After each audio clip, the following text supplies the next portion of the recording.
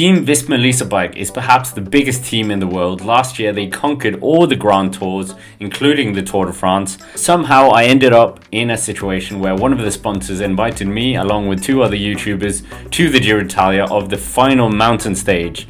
This would give me a unique insight to what goes on behind the scenes of operating such a big team and also what they do at the races. The team equipped me with some merchandise before it began, and I thought as this was a very long day I would use the Ketones IQ product, as this would give me some extra energy on this very long day. The team picked us up from the hotel in a very beautiful Visma Lease bike van, and then we headed to where the team was staying with all their equipment. So we're here at the team and basically they're getting ready for stage 20, the final one, well the final big test, and maybe we'll see one of the riders, and yeah, it just shows you how much behind the scenes there is to get ready for these teams as well. I snooped around seeing the team bus, seeing this huge vehicle that I didn't quite know what it was, but on further examination you could see that it was actually a portable washing room with a kitchen, and that kitchen is not only better but also bigger than the one I have.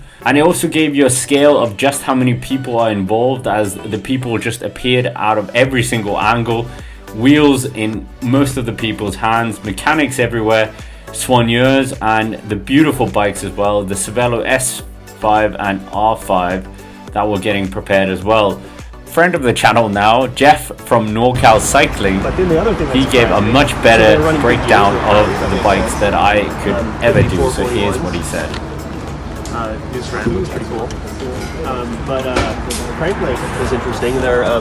They were all 175s except for I think one rider was on 170. So the trend in crit racing that I do is to go lower so you don't do a pedal scrape.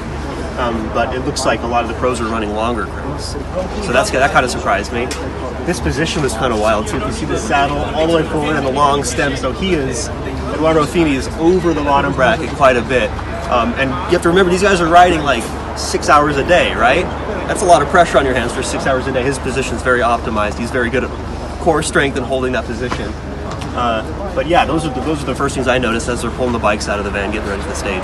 Speaking of Eduardo Affini, we also got a chance to just quiz him on a few things before he was starting the stage as well. And here's what he said about the nutrition that they were taking during the stage. Hello everyone, Eduardo Affini here from Team Visma Lease bike. Where are you from? Mantova, Italy. How has the Giro been for you so far? Well, it was a good Giro. We won a stage, but we also lost 4 of 8 riders, so yeah, it was a bit of up and down roller coaster. But yeah, I would say still a good Giro. How are you feeling about today? Yeah, it's going to be a hard day. One last push in the mountains, and then tomorrow we go to Roma. And where are we now? Can you say like where are we, Treviso? Yeah, we are close to the city of Treviso. Getting ready for stage 20? Getting ready, yeah, for stage 20, yes. As I said, last big push, and then. Yeah, it's 9 o'clock, and the race starts at around noon. I think around 12. Yeah. So breakfast is already done? Yeah, it's already digested. Yeah, okay. Do you have any more? Do you have anything else to eat before the race starts? It's 3 hours from now. Yeah, we do a pre-race snack. Okay. So the soigneurs prepare something to eat in the bus. What's that usually like? Yeah, like a small piece of bread with some cream inside, or something with some sort of rice cake, things like that. But grams of carbs per hour, do you know what you're taking in during racing? Yes. Can you share? On a normal day is 90 grams per hour, and when we have a specific day like today where we know it's going to be a really hard race, we go up to 120. That stuff you're holding in your hand, do you really take that? Yes, not every day, but again with the help of our nutritionist, they make a plan. They decide when are the right stages to make use of the ketones, and yeah, we follow the plan. So the nutrition part of the team, as they have their own portable kitchen, is quite interesting. Welcome at the cooking truck. I'm Franca and that's my colleague Remco. We're the chefs for the Giro. this year. Every week we get fresh deliveries, so we know exactly which products we have, and we can work with it really precisely. Yeah, later on in the like at the end, like we are now, are they having more? The ratio is more carbs, less carbs. Is there more fat, less fat?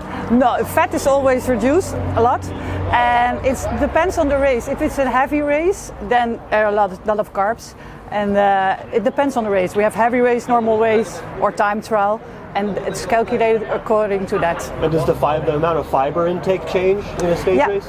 Yeah, we do also low fiber strategy. So in heavy races we try to give low fiber. Right. Okay. Yeah. As I said, there was many people around here, and one of them I spotted, which was the head of the team itself, and that was Richard Pluger. Many people around here, and yeah, I didn't quite expect to see the top of the chain here. But before long, the team were ready, and we got into the van as well, and we were now starting off to the start of the stage, following in this incredible convoy of Visma Lease bike vehicles.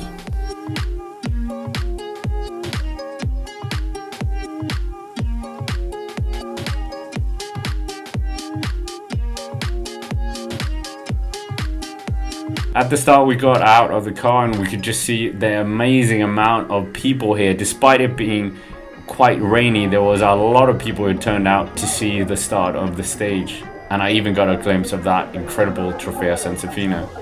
The weather was absolutely dreadful, as we could see one rider just regretting that he was taken to the start of the stage. They could maybe change something or put a rain jacket on. I got my hands on that beautiful Giro d'Italia guidebook as well to see what awaited the riders. We managed to stop at kilometer 0 whilst the riders were at the neutral zone. The vans were kitted out with this incredible TV system, so we were following the stage along the road. We're going to wait for the race now. The race has started, and yeah, they've just come from the neutralization and the race has started, and then they'll come somewhere in the background. But yeah, I'm glad I'm not a bike rider.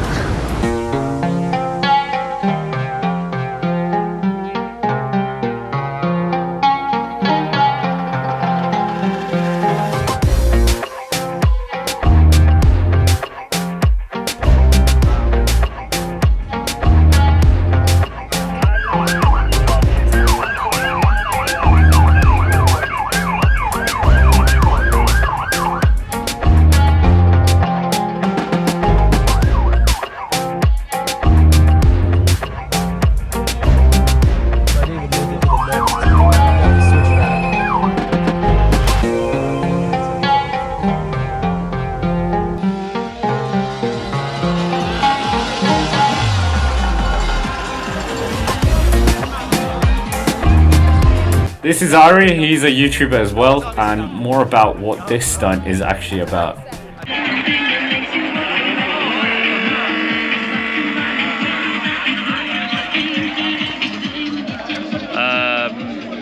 We're on the Monte Grappa now. I'm not quite sure how far up, but we've seen so many Slovenian flags, it's incredible. Let's hope some of it was for Jan Tratnik. But yeah, we're gonna see the race and then come back, I guess.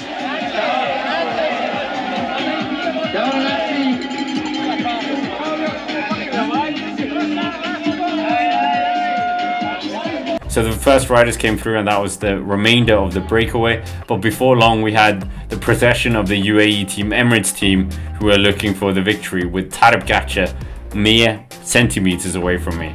A bit later, we saw the gruppetto with Jonathan Milan leading them up, and if you look closely as well, towards the back of the end, we could see a friend of the channel, Tobias Lundendreisen, who just gave a salute as well. That was the first lap for the riders, and for the second lap, I decided to join the Soigneurs, who were getting ready to hand out bottles, and the one I was following was Theo Elting, who is a former Rabobank rider himself. He knows a bit about bike racing, and who better to stand with than him. Is it different for each rider? No, it's the same. But they can choose. So is it different? A little bit, because they can choose if they want to have some water or they have some Dorslesser. They know I'm the first one, and they know there were 3 people, so if they want something, they know they have to come to me. And we have 2 people with water. The first riders came up towards us, and that was Pilizzari and Tadej Pogačar, and the heartbreaking moment as Tadej Pogačar just passed the young Italian.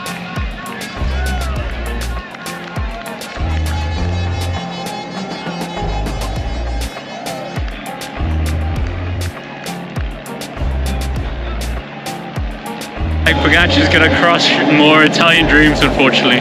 But we still have more riders, and Teo still hasn't given the bottles yet. But what happened next, further up the climb, was that Ari that we spoke about before, in that ketone IQ suit, locked eyes with Tadej Pogačar for a moment, and that was quite a funny little publicity from everyone. Behind we could see the chases, and just to show you the pain faces of these riders, you could see G grimacing, a smile that looked like a grimace, and Ben O'Connor really suffering as well, and Michael Storer looking quite comfortable and relaxed, and Jan Hurd behind that. Theo did his first speed-on delivery with Jan Tratnik.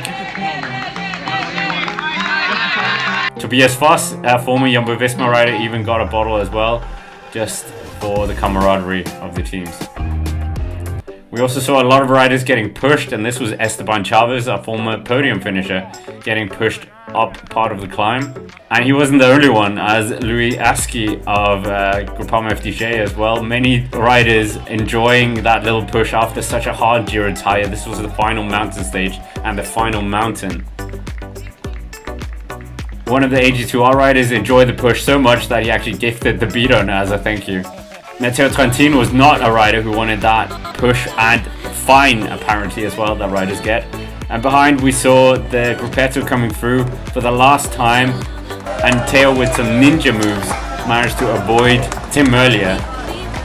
And that was basically it for the stage, and now the next part was to get down to the hotel, drop us off, and then the rest of the team would head down in that 6-hour journey to Rome.